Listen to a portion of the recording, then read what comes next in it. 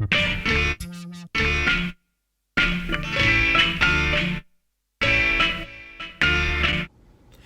everyone, and welcome to Thirst for Knowledge, where the trivia is fresh, the jokes are terrible, and good times are always had.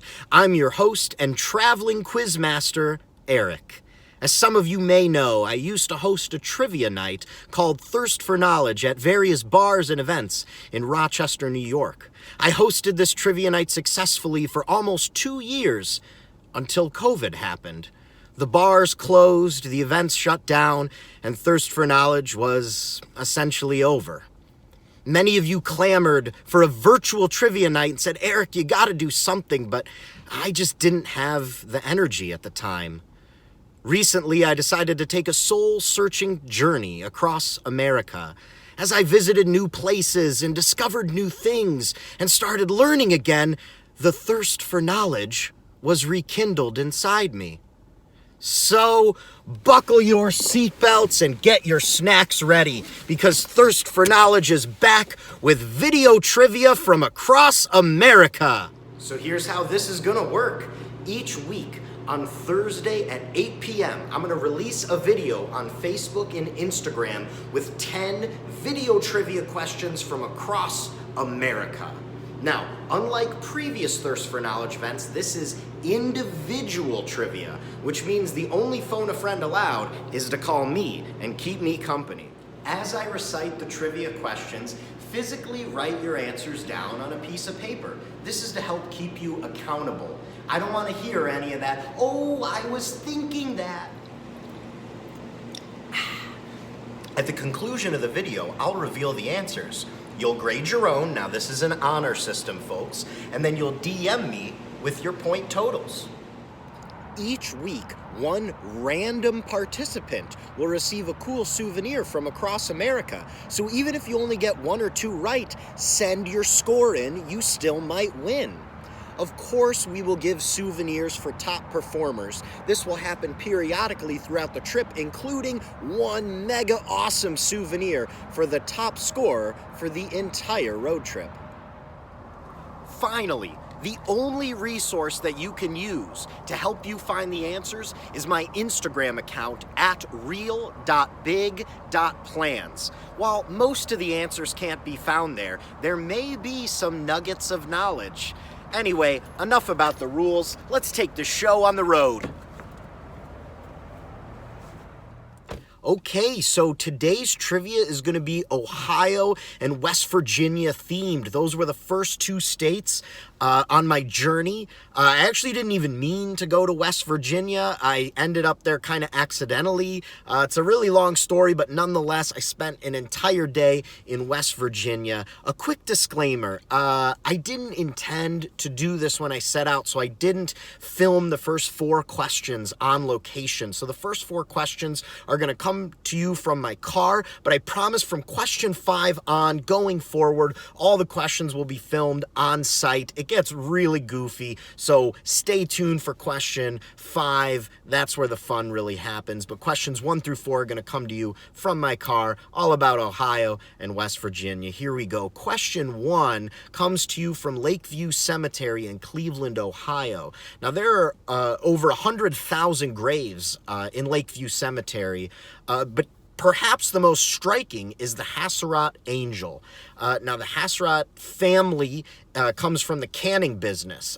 He was an entrepreneur canner. Now, there's a lot of traditions associated with this statue. You should definitely look them all up because there's some wacky stuff.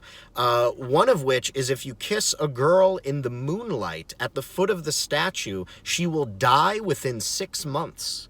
Yeah, I know. And that is why I only kiss girls in the sunlight.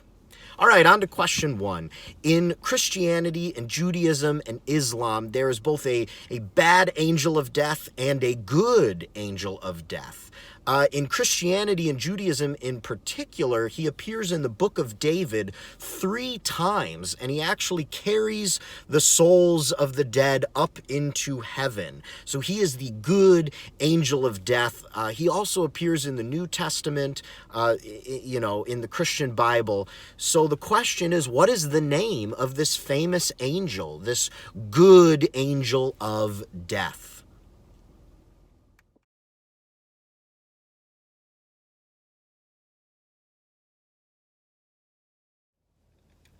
All right, guys, for question 2, we're going to stay in Cleveland, but we're going to go to Raymond Buckland's Museum of Witchcraft and Magic. Guys, this museum was awesome. It is the first and only museum in the United States dedicated to witchcraft, the occult, and related cultures.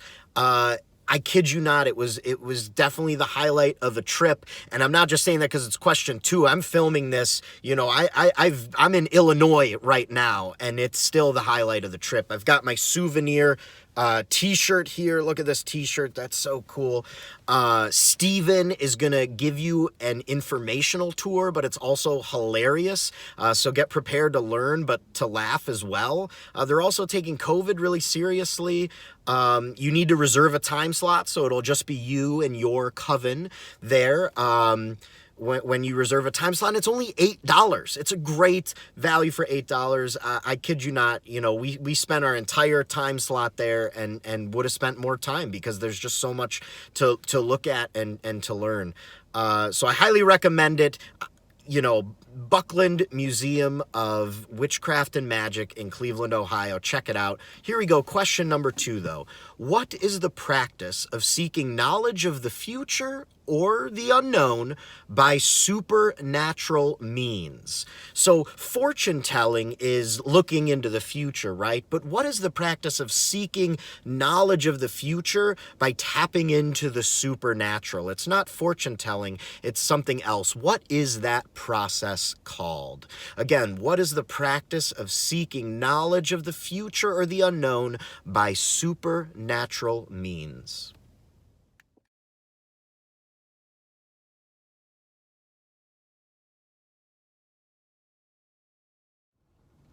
All right, so for question 3, we're going to go just outside of Cleveland to the Hinckley Reservation in Hinckley, Ohio. Now, there's a specific trail that I hiked called Warden's Ledges. And on this trail, there are these magnificent, carvings right in the rock. A lot of them are faces. There are presidents. There's a pirate ship. There's a cross. There's all sorts of really cool carvings that you can go walk around. I probably only saw about 50% of what was there, and I hiked for about 2 hours. There's just so much to see, and there's no formal, guide to it. You just explore, and all of a sudden you stumble across something, and that's kind of the fun of it and the beauty of it. So here we go. This is kind of a scavenger hunt question. So to help you solve this question, you may want to go back and look through the photo album, but I'm going to post the most important picture at the end of this video clip. So you might want to pause it and look at that, but you can also go look at the actual album.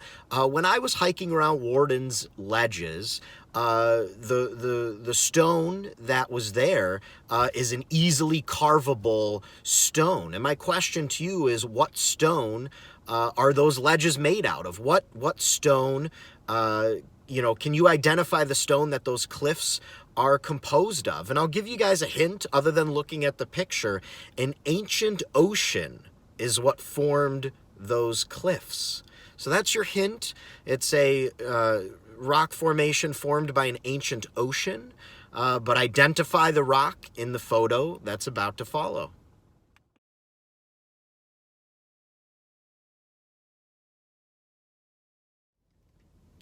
I had a lot of fun in Ohio. It's the state that I'm from, but I got to see, even in Cleveland, a lot of things that I just had never seen before. I actually spent 3 days exploring Ohio. When I got to Indiana, people said, "Oh, where are you from?" And I said, "Oh, Cleveland." They said, "Oh, so you just left today?" And I said, "No, I spent 3 days, screwing around Ohio and a day in West Virginia." They said, "Oh my God, what is there to do?" And I said, "Plenty." There were a lot of great small towns, and I just saw a lot of nature, and I loved it. So check out Ohio. I didn't even get to half my list. So question number 4 is just going to be a general Ohio question. What is unique about the state flag of Ohio? Now, don't say it's the only flag that's the state flag of Ohio. Yes, that is true. It's the only one. But what else is unique about the flag?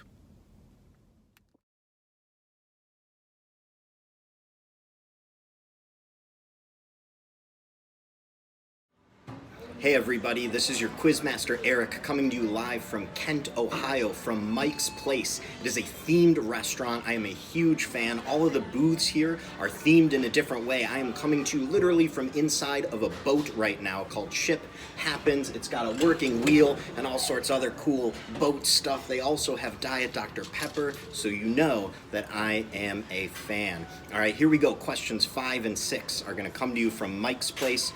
Question 5. Since we're in Kent, the May 4th massacre, also known as the Kent State shootings, were the killings of 4 and wounding of 9 other unarmed students by the Ohio National Guard as they were protesting this war.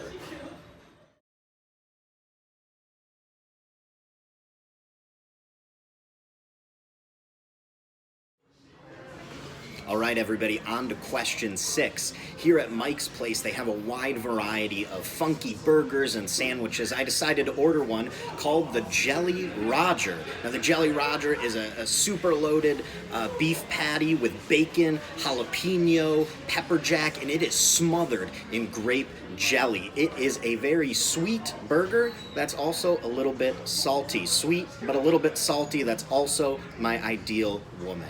All right, here we go. Question number 6. The Jelly Roger is a play on the phrase Jolly Roger, which is what?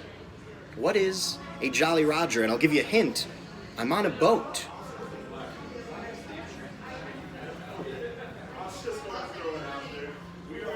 Oh yeah, that is good. That is real good.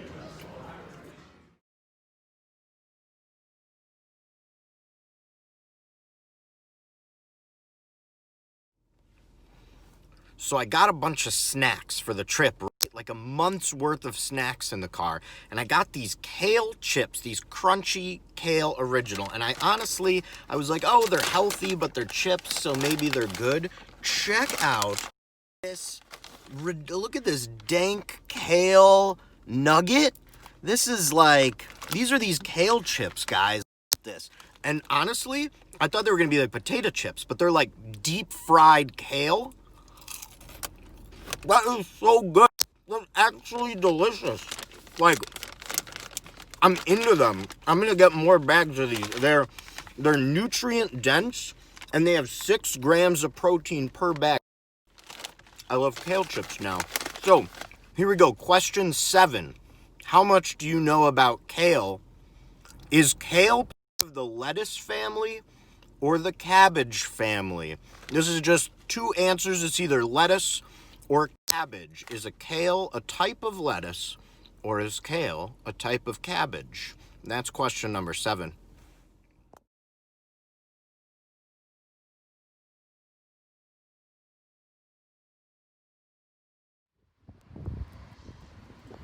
The legend of the Mothman. On a chilly fall night in November 1966, 2 young couples drove into the TNT area north of Point Pleasant, West Virginia, when they realized they were not alone. What they saw that night has evolved into one of the great mysteries of all time. Hence, the Mothman legacy began. It has grown into a phenomenon known all over the world by millions of curious people asking questions. What really happened? What did those people see? Has it been seen since? It still sparks the world's curiosity, the mystery behind Point Pleasant, West Virginia's Mothman. Wow, look at that. That is an artist's rendition of the Mothman. Of course, we don't know what he actually looks like. Look at that with his Santa cap here. The Mothman. Here we go. All right, on to question 8. This Mothman statue is the subject of a bit of controversy right now. There is a petition going around that thousands of people have signed, including myself, to get this Mothman statue to replace something around the country.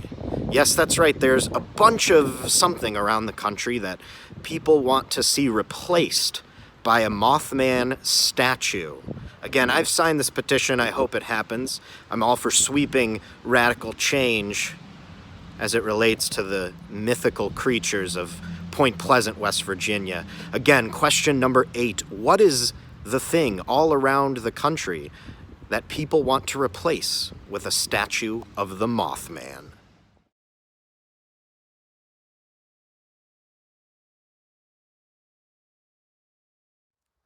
All right, so for question 9, we're in Adams County, Ohio. I'm up on an observation tower overlooking Serpent's Mound. Now, it snowed last night, which is unfortunate because it's really hard to see, but I'm going to try to give you a close-up glimpse here. It's a giant effigy, a giant snake sculpture in the earth. And if you look closely, I think you'll be able to see it. So here we go. So this is the tail. And I'll kind of move the camera. You can see this mound that's sort of winding around. And it goes all the way down this hill, this giant serpent mound. Again, I know the snow makes it hard to see, but it goes all the way down here. It's actually not a burial ground. An effigy is just an earthen sculpture meant to honor a spirit, in this case, a snake. The head is all the way down there. Many think it was the Fort Ancient tribe. They were a group of Native Americans who would have built this around 900 years ago, and they honored snakes. And so that's why people think it's them. But other archaeologists think it may be part of the Adena culture, and that is sort of predates what we call Native Americans. They were here about 2,300 years ago. So it's kind of a mystery, although the Fort Ancient culture, they honored snakes, so many think it was them. Alrighty then, so what's the trivia question here? Well, I don't expect you guys to know a ton about Serpent Mound. I do recommend coming to check it out in the summer. I'm going to post a picture of what it looks like, an aerial view, because it's really, really stunning. But here we go. The face of the snake faces westward, and it is pointing toward a significant astrological event. This event occurs every year on the longest day of the year. So what is the longest day of the year called, in which the head of the Serpent Mound effigy, built many, many years ago, is pointing towards?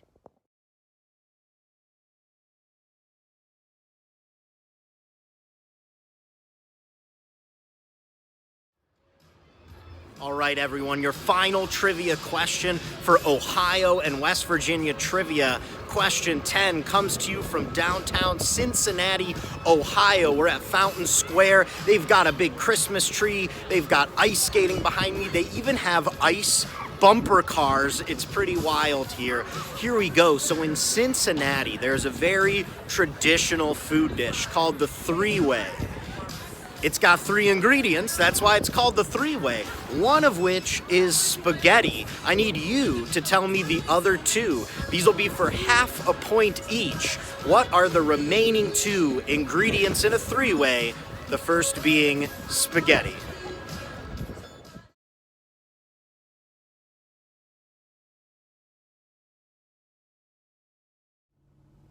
Well, I hope you enjoyed this inaugural episode of Video Trivia from Across America. I sure had a blast traveling and putting it all together for you. If you did enjoy the video, there are 2 ways that you can support this endeavor. The first and the most important is to share this video, to like it, and to ask your friends to play along and to learn. It'd be really great if this thing caught on and got a national following, so please share this video. video and encourage your friends to play along. The second, if you are so inclined and you want to Venmo me a couple of dollars for gas money, the longer I can stay on the road, the more great content I can create for you. But number one, the most important is to share this video. And like I say, if you have a couple bucks to spare and you'd like to Venmo me, I'll put my Venmo at the end of the video. But I know you guys are just here for the answers. I've got them right here for you. Again, this is your judgment. Honor code. If you think you got it right, you got it right. If you think you got it wrong, you got it wrong. If you're not sure, give yourself half a point. It is your call. Again, every week we're giving a prize to a random entrant. So even if you got 0 questions correct and you message me and say, hey, I watched the video, but I got 0 correct, you are still entered to win. Of course, there's going to be additional prizes for, top scores. But again, no matter what, just shoot me a message saying you watched the video and what your score is, and you're entered to win a cool souvenir from somewhere in America. But here we go. Number 1, the good angel of death is Michael the Archangel. As long as you had Michael in there, you get the point. There's a couple different sects of Christianity that call it something a little different, but Michael is in all of them. Number 2, the practice of seeking knowledge of the future using supernatural means. That's divination. Divination is the word we were looking for. Number 3, Warden's ledges are made of sandstone. Your hint was very helpful there. An ancient ocean created the sandstone cliffs, ocean sand. 4, Ohio's flag is not a rectangle. It's the only state flag that is not a rectangle. Look it up. It's pretty cool. Number 5, the Kent State shooting or the May 4th massacre was in response to a peaceful protest against the expansion of the Vietnam War. Okay, number 6, the Jolly Roger is a pirate flag. It's the, typical skull and crossbones flag that you see flying over a pirate ship. Number 7, kale is a type of cabbage. Number 8, there is a petition going around right now to replace all Confederate statues in the United States with the Mothman statue. I signed it. Why not? Number 9 was a little bit confusing, but the longest day of the year is the summer solstice. That's what I was looking for. The actual astronomical event is the sunset on the summer solstice, which is the longest day of the year. And the Snake's Head at Serpent Mound faces that exact point on the horizon where the sun would set on the summer solstice. So a little bit of a confusing wording there, but I promise I'll get better as time goes on. And number 10 was about the three-way in Cincinnati. There were 3 ingredients. One was the spaghetti, and the other 2 were half a point each. To give you your answer, I've got a special video. All right, for your answer for number 10, I'm here at Skyline Chili in Cincinnati. It's a local chain, and I have got 2 versions of the three-way on my table right now. The answer is chili and a lot of cheddar cheese. You can see this right here. I'm about to take a bite for you. Spaghetti, chili, and cheddar. That is hearty and delicious. I love it. They also do a version of it called a coney. They're these little mini hot dogs with the same toppings on top. Awesome, delicious. Highly recommend it. Skyline's a local chain. I guess there's a rivalry with some other chains, but I started here and I'm satisfied. Once again, message me your point total to be eligible for cool souvenirs, and make sure to tune in next Thursday at 8 p.m. for Indiana and Illinois trivia. Once again, this is Thirst for Knowledge, where the trivia is fresh, the jokes are terrible, and good times are always had. I'm your host and traveling quizmaster Eric, helping you learn something new every day.